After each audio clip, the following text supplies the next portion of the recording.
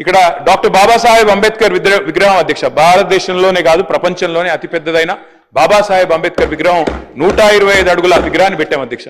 మరి ఎందుకు అది టూరిజం సర్కిట్ లో పెట్టడం లేదు? ఎందుకు అక్కడ తాళాలు పెట్టి ఎందుకు ఆయనను బందీగా పెడుతున్నారు? ఈ ఏప్రిల్ 14 కన్నా కనీసం తెరుస్తారా? వివిధ రాష్ట్రాల నుంచి వస్తున్నారు, వాళ్ళ అంబేద్కర్ రైట్స్ ఉంటారు, వాళ్ళందరూ వస్తున్నారు. మరి వాళ్ళకు కూడా అదొక పర్యాటక కేంద్రంగా మారింది. ఎందుకు డాక్టర్ బాబాసాహెబ్ అంబేద్కర్ గారిని బందీగా సంఖ్యలలో పెడుతున్నారు? మంత్రి గారు చెప్పాలి.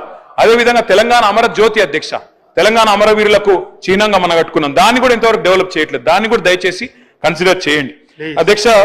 ఒక కంప్లీట్ చేస్తున్నా అధ్యక్ష, సబ్జెక్టే మాట్లాడుతుంది అధ్యక్ష. తెలంగాణ కవులు కళాకారులు గోరేటి వెంకన్న గారు మహబూబ్నగర్ జిల్లాకు సంబంధించిన ప్రజా కవి, అదేవిధంగా దేశపతి శ్రీనివాస్ గారు, అదే మాదిరిగా రసమై బాలకృష్ణ గారు, వీరందరినీ కూడా చట్టసభలకు తీసుకొచ్చింది కేసీఆర్ గారు కాదా అధ్యక్ష?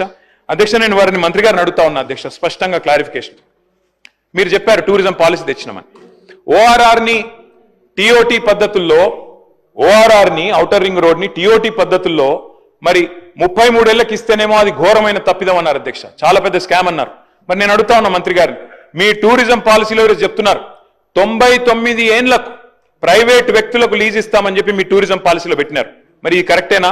ఇది చేయవచ్చునా? అంటే 33 ఏళ్లకు ఓఆర్ఆర్ ఇస్తే అది పెద్ద స్కామ్ అవుతుంది. 99 ఏళ్ళు ప్రభుత్వ భూములు ప్రైవేట్ వ్యక్తులు, 99 ఏళ్ళు అంటే ఏంటి అధ్యక్ష? ఒక జీవిత కాలం, ఒక మనిషి జీవిత కాలం, అంటే పురాగా వాళ్ళకి రాసి ఇచ్చినట్టే. మరి అది ఎట్లా కరెక్ట్ అయితే చెప్పాలా మంత్రి గారిని నేను అడుగుతా ఉన్నాను అధ్యక్ష.